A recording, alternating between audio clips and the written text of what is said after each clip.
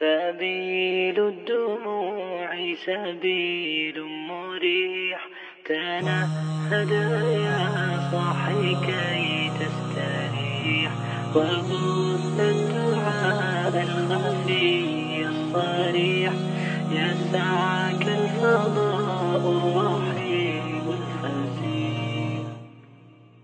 سبيل الدموع سبيل مريح، تنهد يا صاحي كي تستريح، وبث الدعاء الخفي الصريح، يسعك الفضاء الرحيب الفسيح. إن الحمد لله نحمده ونستعينه ونستغفره، ونعوذ بالله من شرور أنفسنا ومن سيئات أعمالنا. من يهده الله فلا مضل له، ومن يضلل فلا هادي له، وأشهد أن لا إله إلا الله وحده لا شريك له، وأشهد أن محمدًا عبده ورسوله. يا أيها الذين آمنوا اتقوا الله حق تقاته ولا تموتن إلا وأنتم مسلمون. يا أيها الناس اتقوا ربكم الذي خلقكم من نفس واحدة، وخلق منها زوجها، وبث منهما رجالا كثيرا ونساء، واتقوا الله الذي تساءلون به والأرحام، إن الله كان عليكم رقيبا. يا أيها الذين آمنوا اتقوا الله وقولوا قولا سديدا، يصلح لكم أعمالكم ويغفر لكم ذنوبكم، ومن يطع الله ورسوله فقد فاز فوزا عظيما. أما بعد، فإن خير الحديث كتاب الله، وخير الهدي هدي محمد صلى الله عليه وسلم، وشر الأمور محدثاتها، وكل محدثة بدعة،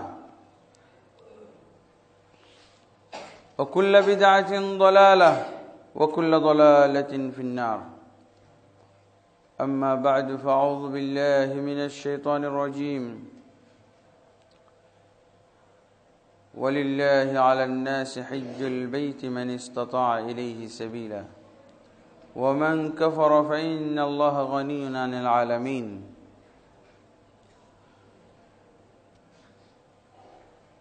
وقال النبي صلى الله عليه وسلم: لا تشد الرحال إلا إلى 3 مساجد: مسجدي هذا، والمسجد الحرام، والمسجد الأقصى. رواه البخاري ومسلم. الحمد لله،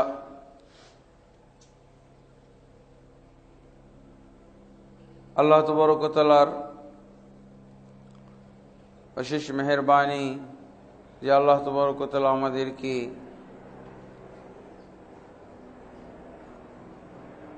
কাজীবাড়ির মাহাদুত তারবিয়া ইসলামী শিক্ষা ও সংস্কৃতি ইনস্টিটিউটের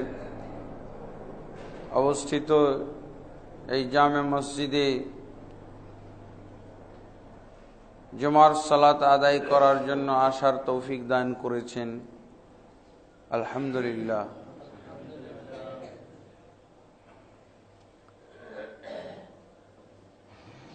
আল্লাহ তাবারক ওয়া তাআলা আমাদেরকে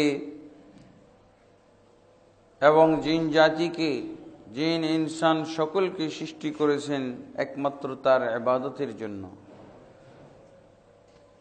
এবং যুগে যুগে আল্লাহ তাবারক ওয়া তাআলা নবী এবং রাসূলদেরকে প্রেরণ করে কিভাবে আল্লাহ তাবারক ওয়া তাআলার ইবাদত করতে হবে, কি নিয়মে আল্লাহর ইবাদত করতে হবে তা তিনি শিখিয়েছেন এটা আল্লাহ তার বান্দাদের প্রতি বিরাট রহমত, বিরাট নেয়ামত। যদি আল্লাহ আমাদেরকে ছেড়ে দিতেন যে তোমরা ইবাদত করো, আর আমরা যা ইচ্ছা তাই ইবাদত করতাম,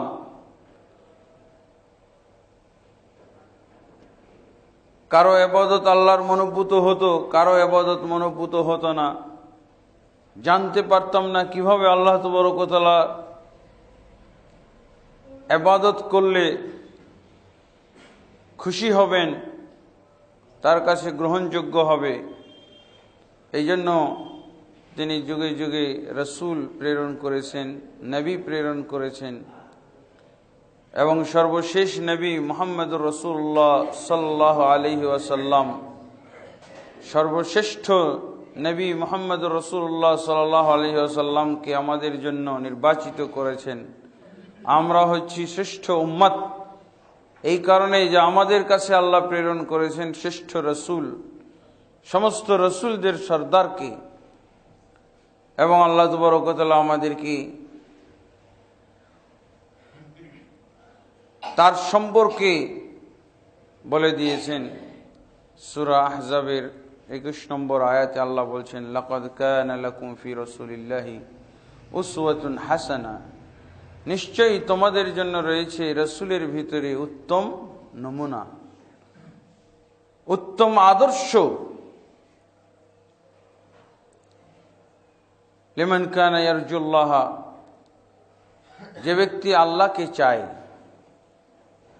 রাসূলের ভিতরে আদর্শ কার জন্য রয়েছে? আল্লাহ বলছেন লিমান কানা ইয়ারজুল্লাহ, যে ব্যক্তি আল্লাহকে চায়, ওয়াল ইয়াউমাল আখিরা,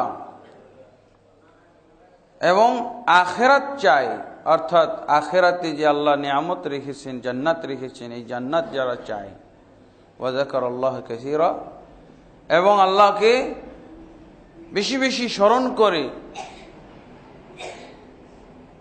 আল্লাহ তাআলা যাদের কাছে সবচেয়ে বেশি স্মরণযোগ্য সত্তা,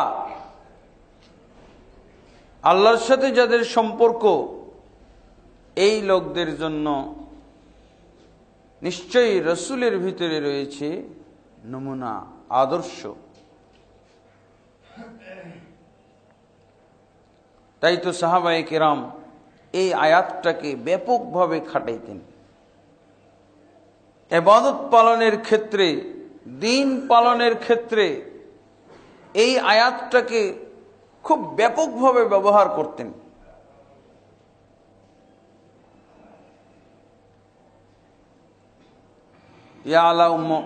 ইয়ালা ইবনে উমাইয়া নামক একজন সাহাবী ওমর ইবনুল খাত্তাব রাদিয়াল্লাহু আনহুর যুগে তার সামনে তওয়াফ করতেছেন। মুসনাদ আহমদের মধ্যে হাদিসটি রয়েছে। ইয়ালা ইবনে উমাইয়া তওয়াফকালে হাজরে আসওয়াদ বরাবর যে কর্নারটা আছে, সেই কর্নারটা স্পর্শ করার জন্য রেডি হয়েছেন।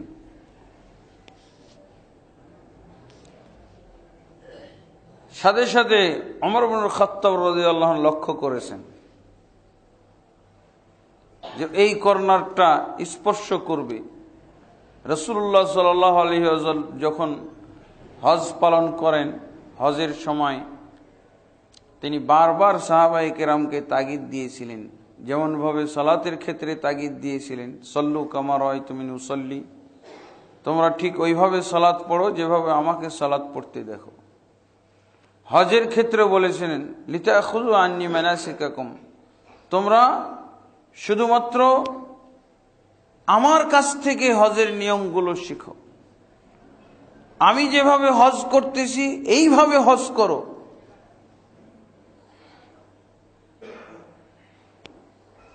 এই কথাটা মনে ছিল।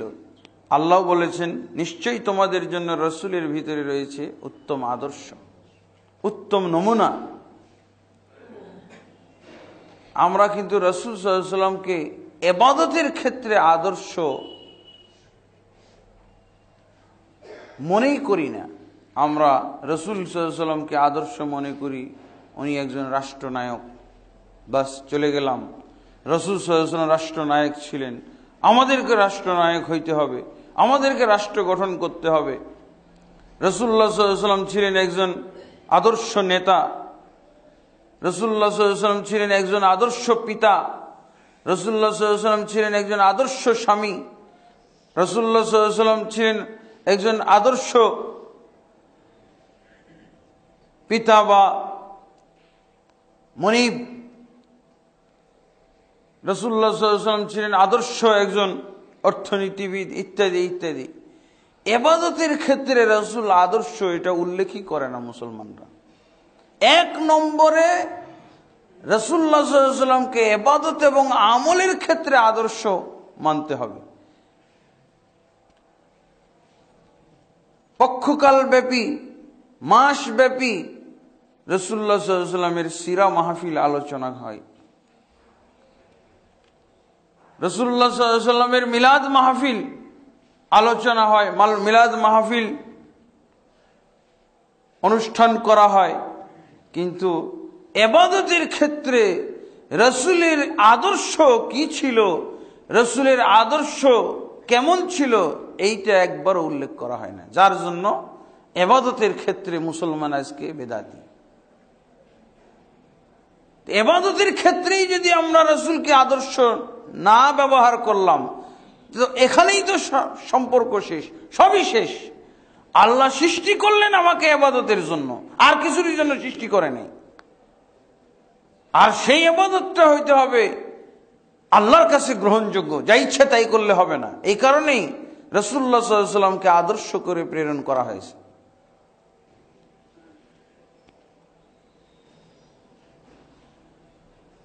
ওমর ইবনে খাত্তাব রাদিয়াল্লাহু আনহু এই লোককে দেখতেছেন যে রাসূলুল্লাহ সাল্লাল্লাহু আলাইহি ওয়াসাল্লাম কাবা ঘরের যেই কর্নার স্পর্শ করেননি, এই আল্লাহ রাসূল দুইটা কর্নার স্পর্শ করেছেন। একটা হলো রুকন, একটা হলো হাজর আসওয়াদ, আর একটা হলো রুকন ইয়ামানি। তৃতীয় কোনো কর্নার স্পর্শ করেননি, চতুর্থ কোনো কর্নার স্পর্শ করেননি। চারটাই তো কর্নার। ইয়ালা ইবনে উমাইয়া কাবা ঘরের দরজার বিপরীত পাশ, হাজরে আসওয়াদের কর্নারের বিপরীত পাশের যে কর্নারটা বরাবর, ওই কর্নারটা স্পর্শ করতে যাচ্ছেন।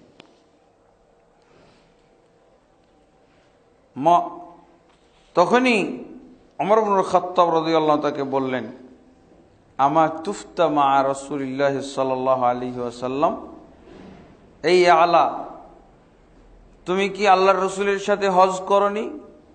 তুমি কি আল্লাহর রাসূল সাল্লাল্লাহু আলাইহি ওয়াসাল্লামের সাথে এই কাবা ঘর তওয়াফ করনি? কুলতু বালা, ইয়া আলা বলছে, হ্যাঁ করেছি তো। কালা ফাহাল রাআইতাহু ইস্তালিমুহু, তুমি কি রাসূলুল্লাহ সাল্লাল্লাহু আলাইহি ওয়াসাল্লামের সাথে যখন তওয়াফ করতেছিলে তখন কি দেখেছিলে এই কর্নারটা স্পর্শ করেছিলেন? কুলতু লা, সে বলল না দেখি নাই তো, মনে পড়তেছে না। কালা ফানফুজ আনকা, তারপর ওমর ইবনে খাত্তাব বললেন, অতএব তুমি তোমার এই অবস্থান থেকে তুমি সরো, তুমি চলতে থাকো, দাঁড়াবে না আর এখানে। এখানে স্পর্শ করার কোনো সুযোগ নাই, উপায় নাই। রাসূলুল্লাহ সাল্লাল্লাহু আলাইহি ওয়াসাল্লাম এই কর্নার স্পর্শ করেননি, তুমি করতে পারবে না। তারপরে কি বলছেন? রেফারেন্স টেনে দিলেন ওমর ইবনে খাত্তাব। এই ক্ষেত্রে রেফারেন্স কি দিলেন? ফাইন্না লাকা ফি রাসূলিল্লাহি উসওয়াতুন হাসানা, এই আলা জেনে রেখো, আল্লাহ বলে দিয়েছেন নিশ্চয়ই তোমার জন্য রয়েছে রাসূলের ভিতরে আদর্শ। দেখছেন কোন জায়গায় আয়াতটা কাটাইলেন? ইবাদতে।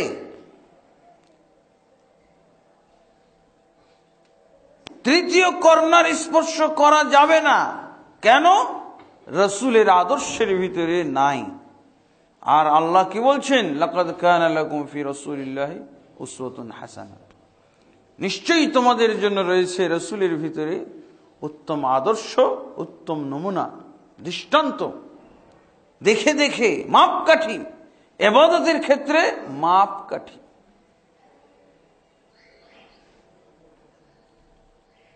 ঠিক এরকমই একটা ঘটনা, এগুলো আমাদের মুখস্থ হয়ে যাওয়া দরকার। আমরা অনেক কিসসা মুখস্থ করি।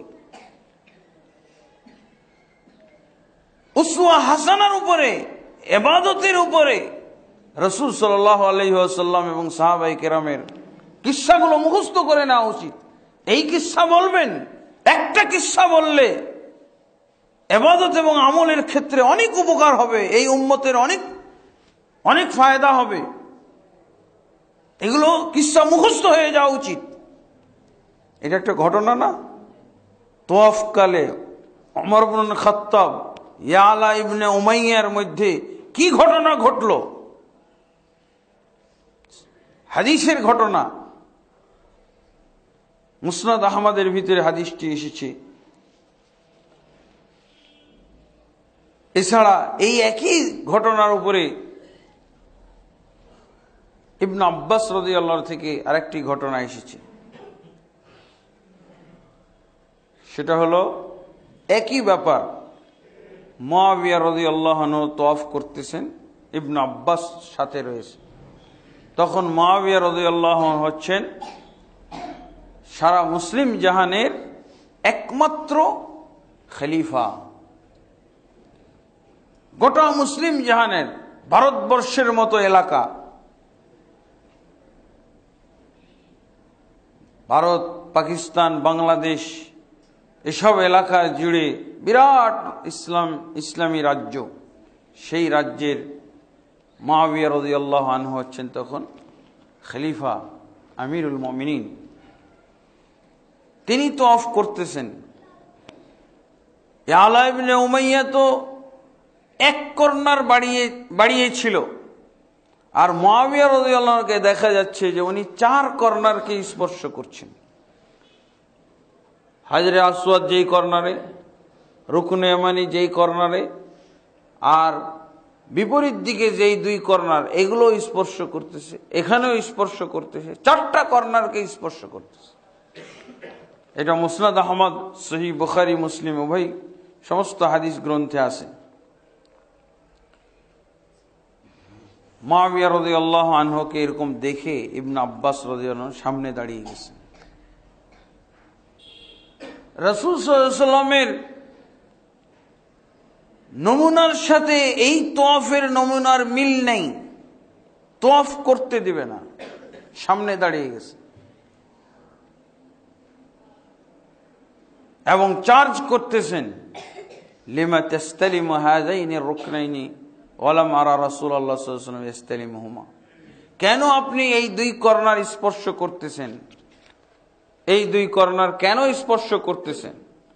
ওয়ালাম আরা রাসূলুল্লাহ সাল্লাল্লাহু আলাইহি ওয়াসাল্লাম ইস্তালিমুহুমা, অথচ আমি রাসূল সাল্লাল্লাহু আলাইহি ওয়াসাল্লামের সাথে তওয়াফ করেছি, উনি এই 2 কর্নার স্পর্শ করেননি, আপনি কেন করতেছেন?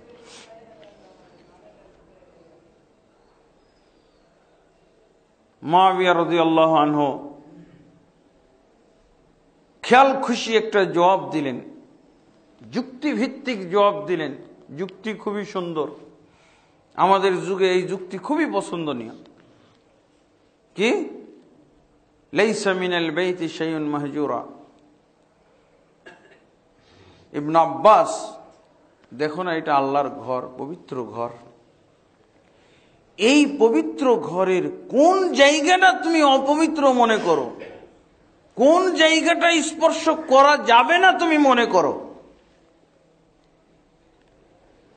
এই ঘরের পুরোটাই তো হলো পবিত্র, আল্লাহর ঘর, বরকতের জিনিস, হাত দিলেই তো বরকত, আর তুমি নিষেধ করো। লাইসা মিনাল বাইতি শাইউন মাহজুরা। আল্লাহর এই পবিত্র ঘরের, আমি মনে করি আল্লাহর এই পবিত্র ঘরের কোনো একটা জায়গা পরিত্যাগযোগ্য নয়, সব জায়গায় স্পর্শযোগ্য। কথাটা কত সুন্দর, আমাদের সমাজে চলার মতো কথা। এরকম কথাই যেন আমরা চাই।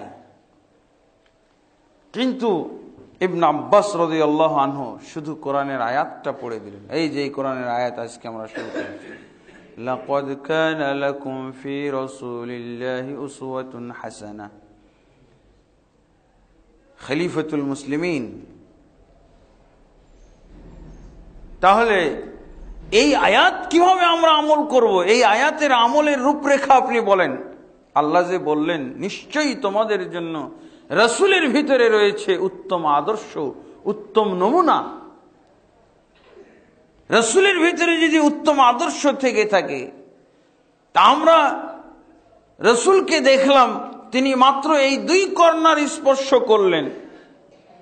2 কর্নার স্পর্শ করলেই যদি আল্লাহর দৃষ্টিতে উত্তম নমুনা ফলো করা হয়, উত্তম নমুনা আমরা পেয়ে যাই, তাহলে এর আপনি যে আরো 2 কর্নার বাড়িয়ে দিলেন, তার মাধ্যমে কি আপনি বুঝাইতে চাচ্ছেন যে আল্লাহর রাসূল সাল্লাল্লাহু আলাইহি ওয়াসাল্লামের চেয়েও উত্তম আদর্শ আপনি আমাদেরকে দিতে চাচ্ছেন? 2 বাড়িয়ে দেওয়ার কারণ কি? আপনি তাহলে আমাদেরকে রাসূলের চেয়ে উত্তম আদর্শ দেখাইতে চাচ্ছেন, রাসূলের চেয়ে উত্তম আদর্শ প্রতিষ্ঠিত করতে চাচ্ছেন। ইবনে আব্বাস রাদিয়াল্লাহু আনহু কথার ওজন বুঝে ফেললেন, কথার মর্ম বুঝে ফেললেন। সাথে সাথে উনি সারেন্ডার করলেন। খলিফাতুল মুসলিমিন, তাকে একজন সাহাবী সুন্নাহর কাঠগড়ায় দাঁড় করিয়ে দিয়েছেন, রাসূল সাল্লাল্লাহু আলাইহি ওয়াসাল্লামের আদর্শের কাঠগড়ায় দাঁড় করিয়ে দিয়েছেন। আর উনি যুক্তি দিলেন, কিন্তু এই যুক্তি সব কিছু তিনি পরিহার করে তওবা করলেন। তার এই অবস্থান থেকে সাথে সাথে ফিরে এসে বললেন কি, সাদাকতা ইবনে আব্বাস, ইবনে আব্বাস তুমি আমার এই তওয়াফের পথ রোধ করে, গতিরোধ করে তুমি উপকার করেছো। তুমি সত্যিকার অর্থে একজন রাসূলের আদর্শ রক্ষকের ভূমিকা পালন করেছো। সাদাকতা ইবনে আব্বাস, তুমি যা করেছো সঠিক কাজই করেছো। আমাকে আল্লাহর রাসূলের আদর্শের সুন্নাহর কাঠগড়ায় দাঁড় করিয়ে দিয়ে তুমি ভালো কাজটাই করেছো। তুমি আমাকে আল্লাহর রাসূলের আদর্শ বুঝিয়ে দিলে। আমি আল্লাহর রাসূল সাল্লাল্লাহু আলাইহি ওয়াসাল্লামের আদর্শ হারাতে চলেছিলাম। এরকমই তো হতে পারে। আল্লাহর রাসূল সাল্লাল্লাহু আলাইহি ওয়াসাল্লাম আমাদেরকে দ্বীন দিয়ে গেলেন, আমরা যদি এভাবে বাড়াইতে থাকি আর কমাইতে থাকি, তাহলে তো আর চিনবে না মানুষ, পরবর্তী মুসলমানরা চিনবে না কোনটুক রাসূলের দিয়ে যাওয়া ইসলাম আর কোনটুক আমরা নিজেরা বাড়িয়ে ফেলেছি। ইসলাম তো হলো অতটুকুই, ইসলাম তো হলো ওটাই যেটা রাসূলুল্লাহ সাল্লাল্লাহু আলাইহি ওয়াসাল্লাম আমাদেরকে দিয়ে গেছেন।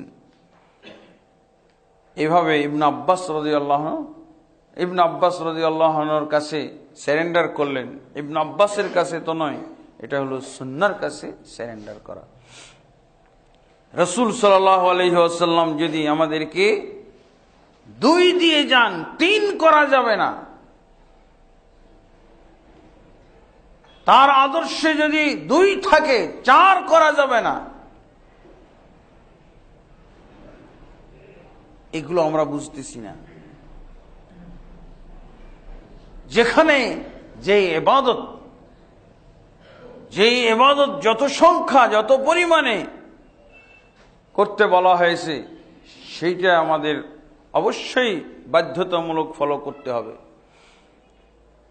রাসূলুল্লাহ সাল্লাল্লাহু আলাইহি ওয়াসাল্লাম যা করেছেন সেটা হলো করা সুন্নাত, করাই হলো আদর্শ। রাসূলুল্লাহ সাল্লাল্লাহু আলাইহি ওয়াসাল্লাম যা ছেড়ে দিয়েছেন সেটা ছেড়ে দেওয়াই হলো সুন্নাত, ছেড়ে দেওয়াই হলো ইবাদত। রাসূল সাল্লাল্লাহু আলাইহি ওয়াসাল্লাম যা করেছেন, যে পরিমাণ করেছেন, যে সংখ্যায় করেছেন, যে জায়গায় করেছেন, এটাই হলো সুন্নাত। আর এর বিপরীত যদি হয় তাহলে সেটা হবে বিদআত। তাহলে এই ক্ষেত্রে আমরা কি দেখছি? তিনি দুই কর্নার স্পর্শ করেছেন। দুইয়ে সীমাবদ্ধ থাকা হলো সুন্নাত শরীয়ত। তিন করা যাবে না, তিন ত্যাগ করতে হবে। আর এই সুন্নাতকে বলা হয় সুন্নতে তারকিয়া, পরিত্যাগের সুন্নাত। তিনি যা ছেড়ে দিয়েছেন ওটা ছেড়ে দেওয়াটাই সুন্নাত। কাবা ঘরের তৃতীয় কর্নার স্পর্শ ছেড়ে দিয়েছেন, এটা ছেড়ে দেওয়া সুন্নাত, আর করা হবে বিদআত। কেউ যদি তৃতীয় কর্নার স্পর্শ করে তাহলে এটাই হবে বিদআত। আর এটাকে বলা হয় বিদআতে ফি'লিয়া, কর্মগত বিদআত। রাসূল করেননি, আমি যদি করি তাহলে এটা বিদআত হবে। রাসূল ছেড়েছেন, আমি যদি ছেড়ে না দেই তাহলে এটা হলো বিদআত। আজকাল এই সুন্নাত না বুঝার কারণে আমাদের সমাজে কি হচ্ছে, হাজীদেরকে আপনারা দেখবেন কাবা ঘরে চার কর্নার তো দূরের কথা, সব স্টিকারের মতো কাবা ঘরে জড়িয়ে আছে, নিজেদেরকে স্টিকারের মতো লাগিয়ে রেখেছে ওয়ালে। একজন নাই, কিসের আলা ইবনে উমাইয়া একজন ব্যক্তি। এখন আপনি কয়জনকে নিষেধ করবেন? পঙ্গপালের মতো কাবা ঘরের ওয়ালে নিজেদেরকে সব নিক্ষেপ করে রেখেছে, নিজেদেরকে লাগিয়ে রেখেছে, ছুটানোর কোনো উপায় নাই, লাইন ধরে আছে। সেখানে তো একজন ব্যক্তিকে দেখা গেল, ওমর ইবনে খাত্তাব রাদিয়াল্লাহু আনহুর সামনে একজন ব্যক্তি আলা ইবনে উমাইয়া, ইবনে আব্বাসের সামনে একজন ব্যক্তি মুআবিয়া এই কাম করতে গেলেন, চোখে পড়ল। আর এখন ছুটানো যায় না।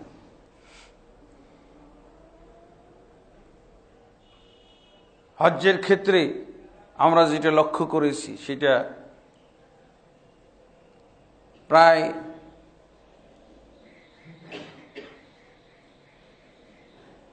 90% বেশি বাংলাদেশ, বিশেষভাবে বাংলাদেশ থেকে হজ যারা পালন করে 90% বেশি শিরক বেদাত মিশ্রিত হজ।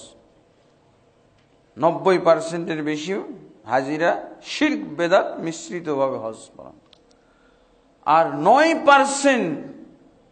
9% বেশি ফতোয়া ভিত্তিক হজ পালন করে। ফতোয়া, বেদাত করে না।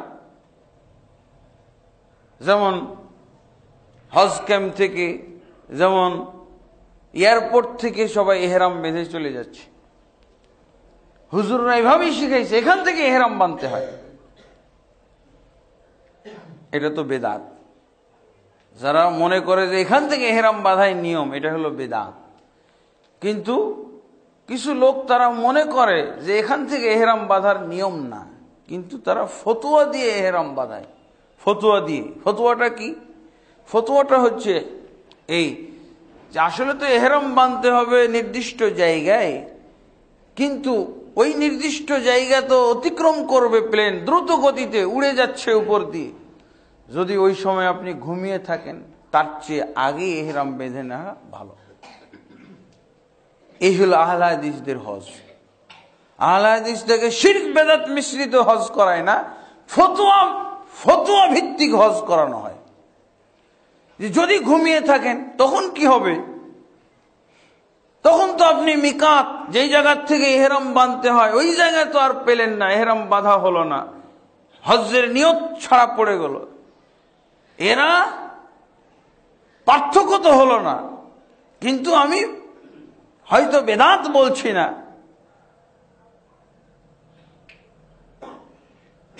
ইমাম মালিক রাহিমাহুল্লাহকে জিজ্ঞেস করা হয়েছিল, ইমাম মালিক, আমি মসজিদে নববী থেকে এহরাম বাঁধবো,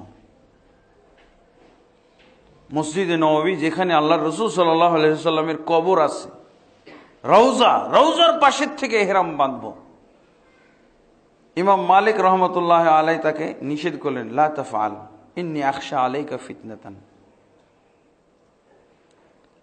তুমি এটা করো না, আমার আশঙ্কা হয় তুমি যদি মসজিদে নববী থেকে এহরাম বাঁধো তো তুমি ফিতনায় পড়তে পারো।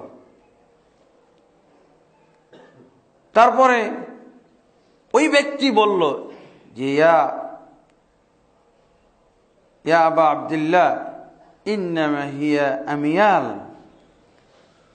হে ইমাম মালিক, এটা মাত্র কয়েক মাইলের ডিফারেন্স, মাত্র 6 মাইল আগেই তো আমি এহরাম বাঁধতেছি, অসুবিধা কি? আগেই এহরাম বাঁধলাম একটু, তারপরে জুলহুলাইফা মসজিদের কোনো ফজিলত নাই, আর মসজিদ নববীর তো বিরাট ফজিলত। জয়ীফ হাদিসে কি পাওয়া যায়? 50,000 সালাতের সওয়াব পাওয়া যায়। সহিহ হাদিসে 1000 সালাতের সওয়াব পাওয়া যায় একটা সালাত পড়লে। এরকম মসজিদ থেকে ইহরাম বাঁধবো। তখন ইমাম মালিক রহমতুল্লাহ আলাই তার জন্য কি আয়াত তেলাওয়াত করলেন, ফালইহযারিল্লাযীনা ইউখালিফুনা আন আমরিহি আন তুসিবাহুম ফিতনাতুন আও ইউসিবাহুম আযাবুন আলীম। তারা যেন এই আশঙ্কার মধ্যে থাকে, যারা রসুলের বিরোধিতা করে, রসুলের নিয়ম লঙ্ঘন করে, আদেশ লঙ্ঘন করে, তারা যেন এই আশঙ্কার ভিতরে থাকে যে কোনো ধরনের, যে কোনো সময়ে তাদের উপরে ফিতনা আসতে পারে, অথবা আল্লাহর পক্ষ থেকে শাস্তি আসতে পারে, কঠিন শাস্তি আসতে পারে। ইমাম মালিক বললেন, তুমি যদি এখান থেকে এহরাম বাঁধো তাহলে তোমার উপরে এই আয়াতের ভিত্তিতে কঠিন শাস্তি আসতে পারে, অথবা ফিতনায় পড়তে পারো। ফিতনার অর্থ হলো কুফরির মধ্যে পড়ে যেতে পারো, কারণ রসুলের বিরোধিতা করতে করতে কুফরিতে যায় মানুষ, কুফরি হয়ে যায়। ইমাম মালিক রহমতুল্লাহ আলাই কোনোভাবেই তাকে ছাড় দিলেন না। আর আমাদের সমাজে অনেকেই ছাড় দিয়ে দেয়, বলে যে না, যদি ঘুমিয়ে থাকেন তাহলে তো আবার আপনার এহরাম নির্দিষ্ট সময় নির্দিষ্ট জায়গায় করা ছুটে গেল, তো আমি ঘুমিয়ে থাকবো কেন? কিন্তু এই হাজিগুলোর কি আবার অবস্থা হয়, যখন প্লেনের জুস দেয় তখন একজনও ঘুমিয়ে থাকে না, অথচ 3 লক্ষ টাকা 3.5 লাখ টাকা খরচ করে হজে যাচ্ছে, কত জল্পনা কল্পনা।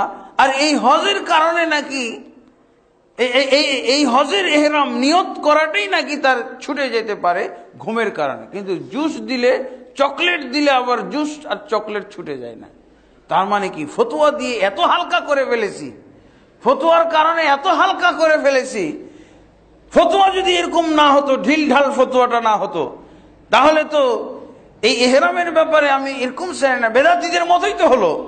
বেদাতীরা বলছে যে না, এখান থেকে এহরাম বাঁধতে হয়, এখান থেকে এহরাম বাঁধা। দেখো না, আমাদের বড় বড় হুজুররা, পীররা তাদের মুরিদদেরকে হজে নিয়ে এখান থেকে তো এহরাম বাঁধায়, এখান থেকে এহরাম বাঁধতে হবে যার যার জায়গাতে। এটা হলো বেদাতীদের কথা।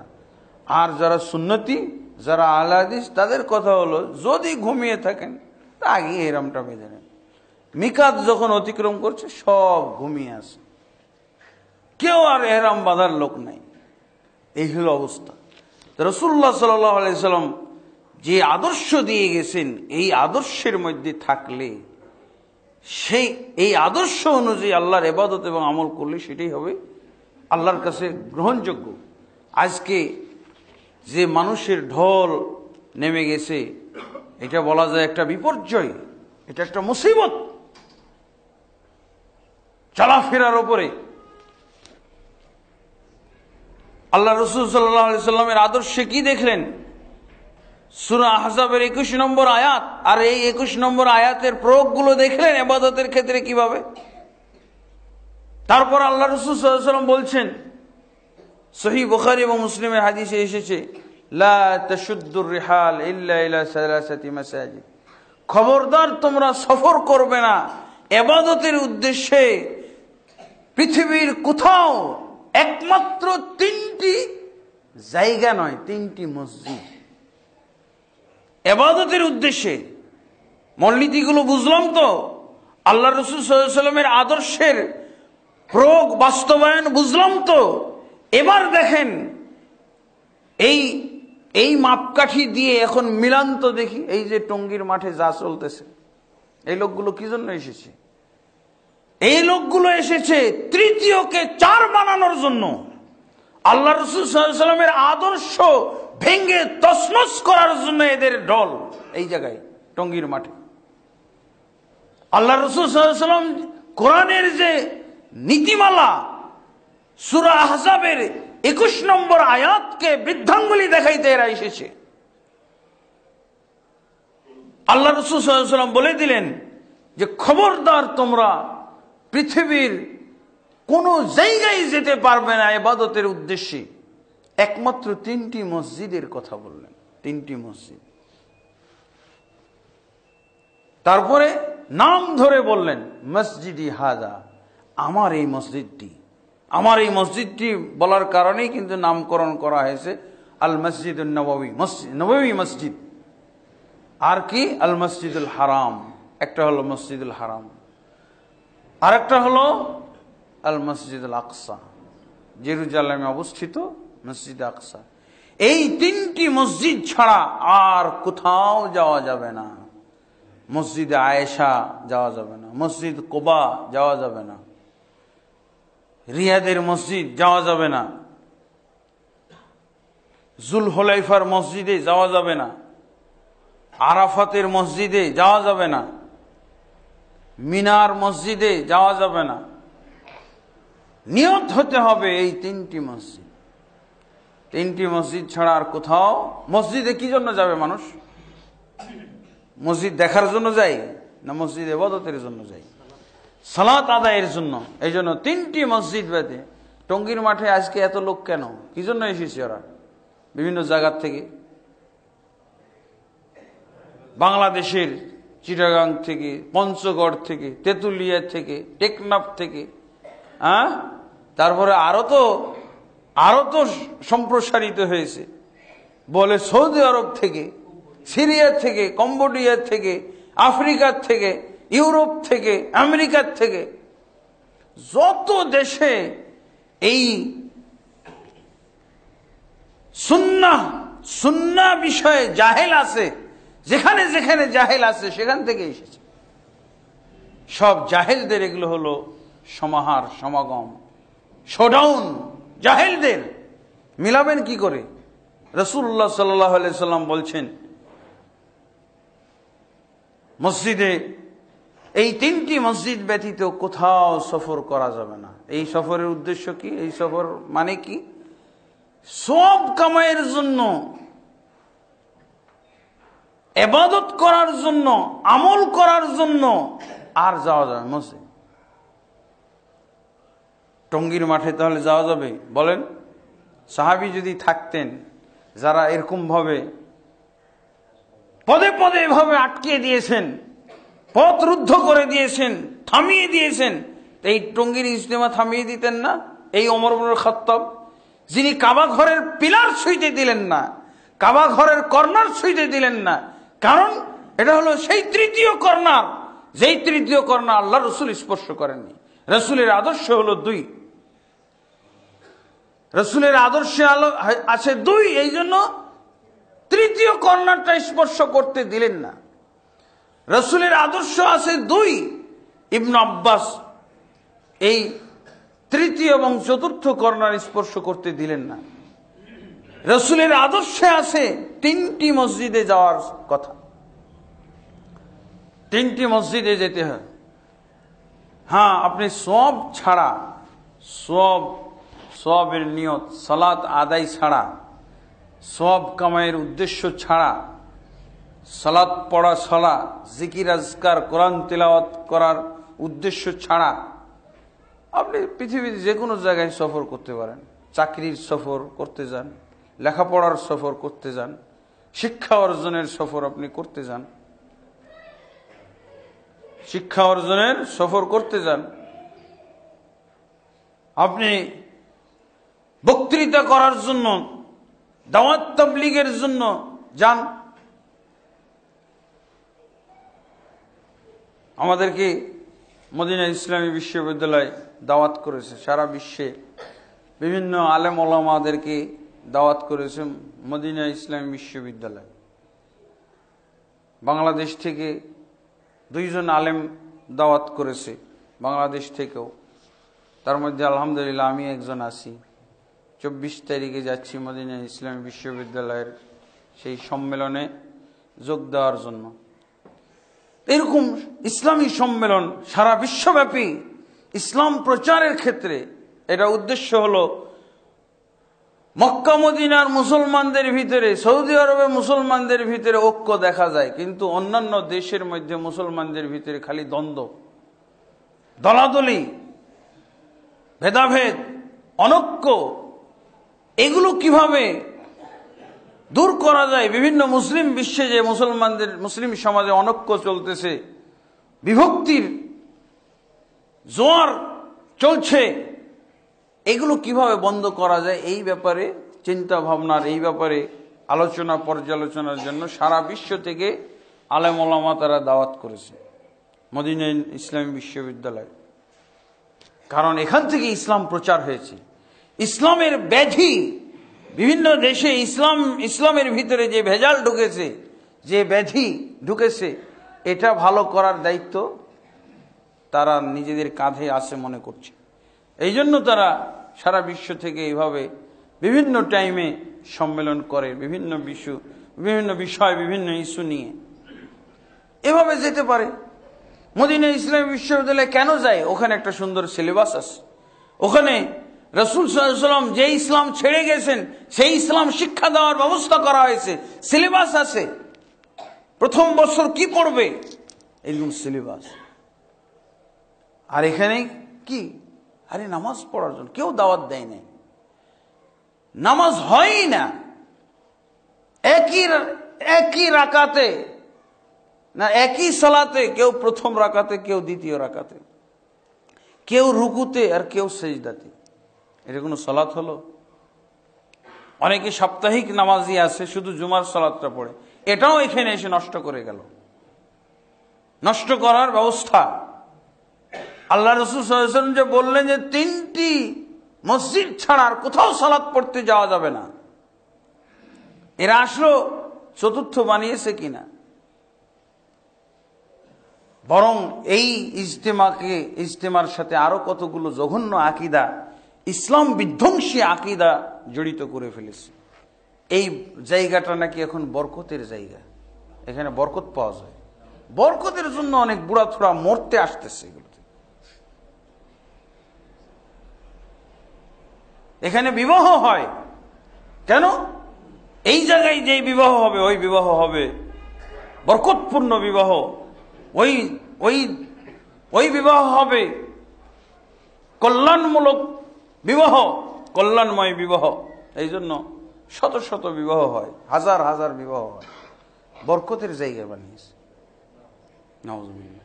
এরপর এখানে আসে আখিরি মোনাজাত, 5 ওয়াক্ত সালাতে মোনাজাত করে না। তারপরে এটা একটা বিদআত, এই যে মাইক ব্যবহার করে না ইবাদতের ক্ষেত্রে, বেদাত যে বুঝে না, এখানে 100% বেদাত সম্পর্কে, সুন্নত বেদাতের ব্যাপারে অজ্ঞ লোকদের সমাগম এটাই প্রমাণ করে। মাইক ব্যবহার করে না, অথচ আল্লাহ রাসূল সাল্লাল্লাহু আলাইহি ওয়াসাল্লামের এটা তো নিয়ম যে ইমাম মুক্তাদি একসাথে সালাত পড়তে হবে। অবশ্যই মুক্তাদি যেন ইমামের পিছনে পিছনে সব কাজগুলো করে, এত পিছনে না আর এত আগেও না। এগুলো লঙ্ঘন হচ্ছে না এই জায়গাতে? মাইক বাদ দেওয়ার কারণে আল্লাহ রাসূল সাল্লাল্লাহু আলাইহি ওয়াসাল্লাম যে নিয়ম দিলেন যে ইমামের আগে যদি মুক্তাদি কোনো কাজ করে তার নামাজ নষ্ট, আর ইমামের যদি এত পিছনে করে যে ও ইমাম আছে দ্বিতীয় রাকাতে আর মুক্তাদি আছে প্রথম রাকাতে, তাও কি সালাত নষ্ট। এই মাইক না ব্যবহার করার কারণে এগুলো হচ্ছে।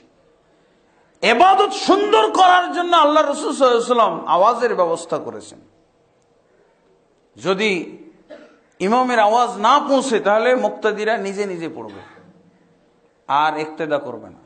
যদি কোনো কিছু না শুনতে পায় তাহলে নিজেরা পড়বে, আর ইমামের সাথে থাকার কোনো সুযোগ নাই। ইমামে থাকার সুযোগ হলো হয় ইমামের স্বর শুনবে, তাকবীর শুনবে।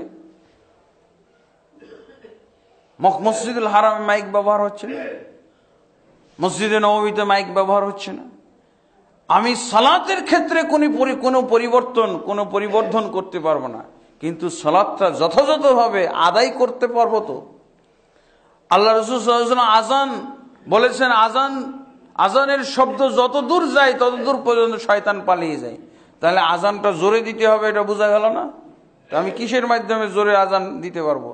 মুখে দিলে পারবো না? মাইক দিয়ে জোরে আজান, জোর আওয়াজ আমি তুলতে পারবো, অনেক দূর পর্যন্ত আজানের আওয়াজ আমি পৌঁছাইতে পারবো। কি দিয়ে? মুখ দিয়ে না মাইক দিয়ে? মাইক দিয়ে। আল্লাহ রাসূল সাল্লাল্লাহু আলাইহি ওয়াসাল্লাম মিনারা তৈরি করেছেন কেন? আজানের আওয়াজ যাতে বহুদূর পর্যন্ত চলে যায়। যদি রাসূল সাল্লাল্লাহু আলাইহি ওয়াসাল্লামকে মাইক দেওয়া হয়তো, ইয়া রাসূলুল্লাহ এত কষ্ট করে মিনারা বানানোর দরকার নাই, এই যে মাইক এইটা ব্যবহার করেন, অনেক দূর যাবে আওয়াজ। আল্লাহ রাসূল সাল্লাল্লাহু আলাইহি ওয়াসাল্লাম সাদরে গ্রহণ করতেন। আল্লাহ রাসূল সাল্লাল্লাহু আলাইহি ওয়াসাল্লাম বলছেন, তোমরা দুনিয়াবী ব্যাপারে বেশি অভিজ্ঞ, আমার চেয়ে বেশি জ্ঞানী। এইভাবে নামাজ নষ্ট করা হয়, এটা নামাজ নষ্টের একটা জায়গা। তাহলে কি পাওয়া গেল? এখানে আল্লাহ বরকত দেননি এরকম একটা মাঠকে বরকতপূর্ণ বলতেছে দিল্লির হুজুররা। কোন মক্কা মদিনার হুজুর কিন্তু এটা বলে না। মক্কা মদিনার আলেমরা বলে এটা হলো এরা হলো আল ফিরাকুদ্দাল্লাহ। জাহান্নামে যাওয়ার জন্য যে ৭২টা দল আল্লাহ রাসূল সাল্লাল্লাহু আলাইহি ওয়াসাল্লাম বলেছেন, মক্কা মদিনার আলেমরা গবেষণা করে দেখেছেন এই জোয়ারটা হলো সেই জাহান্নামী দলের অন্তর্ভুক্ত। নাউজুবিল্লাহ। এই হলো মক্কা। আমরা তো হালকা করে বলি, মক্কা মদিনার আলেমরা এইভাবে বলে দিয়েছে আল ফিরাকুদ্দাল্লাহ, এরা হলো গুমরাহ ফিরকার অন্তর্ভুক্ত। ওই দেশে যদি বলে যে আমরা এই দিল্লির তাবলীগের জন্য সৌদি আরব যেতে চাই, ভিসাও দিবে না, ভিসা নাই এদের জন্য। ইসরায়েল ভিসা দেয় কিন্তু সৌদি আরব এদেরকে ভিসা দিবে না। যদি বলে যে আমি তাবলীগ করতে যাচ্ছি, কাকারিলি তাবলীগ এবং দিল্লির তাবলীগ, ইলিয়াসি তাবলীগ করতে যাচ্ছি, তাহলে ভিসাও পাবে না। যেমন ভাবে কাদিয়ানীদেরকে দেওয়া হয় না, এই তাবলীগ এদেরকে দেওয়া হবে না, কারণ ফতোয়া দিয়ে দিয়েছে তারা যে এরা হলো আল ফিরাকুদ্দাল্লাহ, গুমরাহ ফিরকা। আমাদের কাছে যদি কেউ ফতোয়া জিজ্ঞেস করে, ওই মক্কা মদিনার আলেমদের কাছে কেউ যদি ফতোয়া জিজ্ঞেস করে, হুজুর আমি যদি ওদের সাথে বের হই দাওয়াত তাবলীগে, এটা কি জায়েজ হবে? ওরা বলে না জায়েজ, ওদের সাথে যাওয়াই যাবে না, 1 সেকেন্ড সময় লাগানো যাবে না। সময় লাগাইলে বেদাতের ব্যাপারে সময় লাগাইলেন আপনি। ফিরাকুদ্দাল্লাহর সাহচর্য নেওয়া যায় না, তাদের সঙ্গে থাকা যায় না। কারণ এখানে হলো আজকে সুন্নাহ নষ্ট করার দিন শুরু হলো। তারপরে আখিরি মোনাজাত হলো ইসলাম ধ্বংস করার আরেকটা বিরাট পায়তারা। আখিরি মোনাজাত মানে কি? আখিরি মোনাজাতের অর্থ হলো আপনি সারা জীবন যা অকাম কুকাম, ইবাদত বর্জন, সালাত বর্জন যা করেছেন, আকাম কুকাম যা করেছেন, আপনি আখিরি মোনাজাত ধরতে পারলে শেষ, আর কিছুই থাকলো না। তাহলে আমার সালাত ধ্বংস হলো এর কারণে। এত লোক দাওয়াত দেয় কে? এত লোককে দাওয়াত দেয় কে? শয়তান দাওয়াত দেয় এদেরকে। এদের ভিতরে এই মন মানসিকতা তৈরি করে দিয়েছে, অটো সিস্টেম, এটা অটোমেটিকলি তৈরি হয়ে গেছে। এখানে যে মোনাজাত ধরলেই শেষ, মোনাজাত ধরবে, এটা বলার দরকার নেই, এটা শয়তানের একটা দাওয়াত। এত লোক আসে কেন? শয়তান এদেরকে দাওয়াত দিয়ে নিয়ে আসতেছে। এবং মোনাজাত ধরলে কোনো ফতোয়া নাই, শয়তান তাদের মেমোরিতে সেট করে দিয়েছে। মোনাজাত একটু 1 সেকেন্ড ধরলে তোর সারা বছরের যত গুনাহ ছিল, সুদ, ঘুষ, মদ, জুয়া, মাগিবাজি, অশ্লীলতা, বেহায়াপনা, যা কিছু করেছিস, 1 ওয়াক্ত সালাত পড়িসনি, জুমাও পড়িসনি, তাও কিচ্ছু হবে না, সব মোচন হয়ে যাবে, সব একেবারে পাক পবিত্র হয়ে তুমি এই মাঠ থেকে ফিরবে। তাই তো চলে গেছে লম্পটের দল, তাই তো চলে গেছে সব দুর্নীতিবাজরা, তাই তো চলে গেছে সব অকাম কুকাম, অশ্লীলতার সাথে, অশ্লীলতার ভিতরে ডুবে থাকা লোকগুলো সব চলে গেছে। একজনকে থামা যায় না, চলে যাচ্ছে। এটা মেমোরিতে সেট করে দিয়েছে ইবলিস যে এই হলে এই হবে। তারপরে মূর্খরা তো বলে বেড়াচ্ছে গরিবদের হজ 3 বার গেলে হজ হয়ে যায়। এটা হজের নাও, এটা ব্যাপকভাবে আমি নিজেই শুনেছি। এই যে আমানুল্লাহ বিন ইসমাইল, আমি যখন পাবনায় পড়তাম তখন দেখলাম যে একটা দল ওই পাবনার মসজিদে ওখানে করলো, কি বলে, মানুষকে ইজতেমায় আসার দাওয়াত দিল। তখন উনি ছাত্র ছিল, গরিবদের হজ বলেই ফেললো। আপনারা কি হজে যেতে পারবেন? এই যে বুড়া হয়ে গেছেন, এখন তো মক্কায় গেলে মারা যাবেন। টঙ্গীর এই ইজতেমায় যদি আপনি যেতে পারেন এই বৃদ্ধ বয়সে, একেবারে সময় শেষ, এই সময় যদি যেতে পারেন তা আপনার হজের নেকিটা হয়ে গেল, হজের সমান নেকি পেয়ে গেল। নাউজুবিল্লাহ।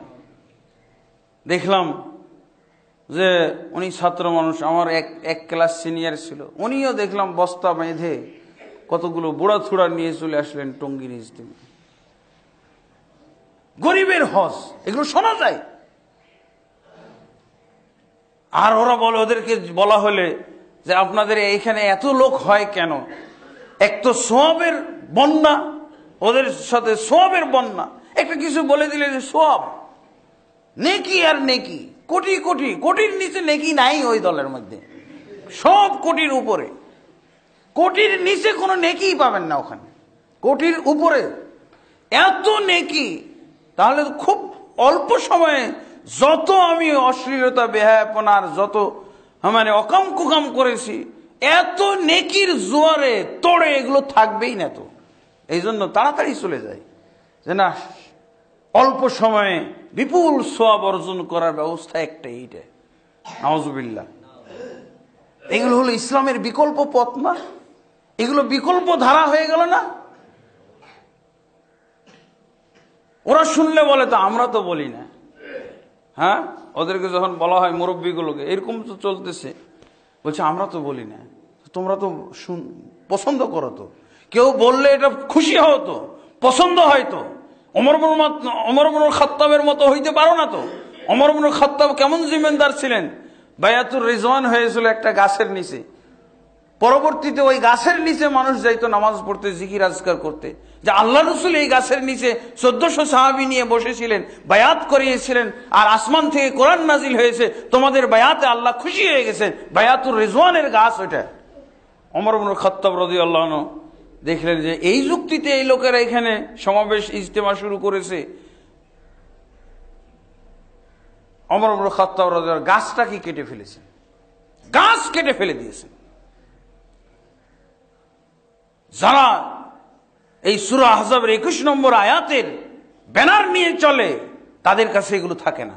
আজকে ওমর ইবনুল খাত্তাব রাদিয়াল্লাহু আনহু যদি থাকতেন, এই পুরো টঙ্গীর মাঠে কাঁটাতারের বেড়া দিতেন, একজন আসলে তাকে গ্রেফতার করা হবে, সব বন্ধ, একটা প্রাণী এখানে আসতে পারবে না। ওমর ইবনুল খাত্তাব যদি থাকতো, সুন্নাহ যদি এই দেশে থাকতো, বেদাত যদি বুঝতো, তাহলে এই টঙ্গীর মাঠে আজকে কড়া মোটা ধরনের কাঁটাতারের বেড়া থাকতো। অথবা ওমর ইবনুল খাত্তাব, ওমর ইবনুল খাত্তাব রাদিয়াল্লাহু আনহু সেই গাছটাকে জ্বর সহ উঠিয়ে ফেলেছিলেন, এই টঙ্গীর মাঠকে উনি পুকুর কেটে পানির ব্যবস্থা করতেন, পানিতে এসে ডুবে মর, এই ব্যবস্থা হতো।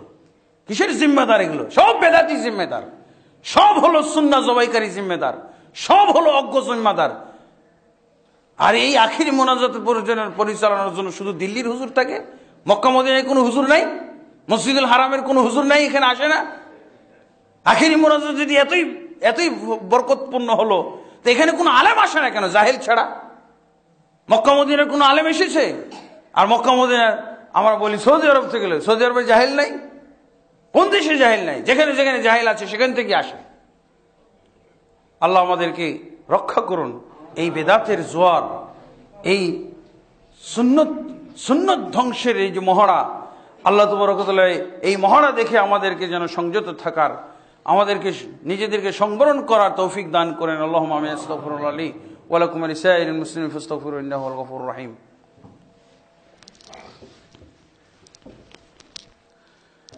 আলহামদুলিল্লাহি রাব্বিল আলামিন ওয়াসসালাতু ওয়াসসালামু আলা আশরাফিল আমবিয়া ওয়াল মুরসালিন নবিয়িনা মুহাম্মদ ওয়া আলা আলিহি ওয়া সাহবিহি আজমাইন। আম্মা বা'দ, ফাআউযু বিল্লাহি মিনাশ শাইতানির রাজীম।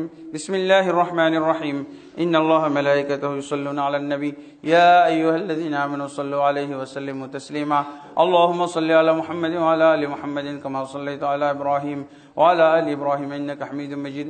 আল্লাহুম্মা বারিক আলা মুহাম্মাদিন ওয়া আলা আলি মুহাম্মাদিন কামা বারাকতা আলা ইব্রাহিম ওয়া আলা আলি ইব্রাহিম ইন্নাকা হামিদুম মাজিদ। আল্লাহুম্মা আসলিহ লানা দীনানা আল্লাযী হুয়া ইসমাতু আমরিনা ওয়া আসলিহ লানা দুনিয়ানা আল্লাতী ফিহা মা'আশুনা وأصلح لنا آخرتنا التي فيها معادنا واجعل الحياة زيادة لنا في كل خير والموت راحة لنا من كل شر. اللهم أعز الإسلام والمسلمين وأذل الشرك والمشركين ودمر أعداءك أعداء الدين يا رب العالمين.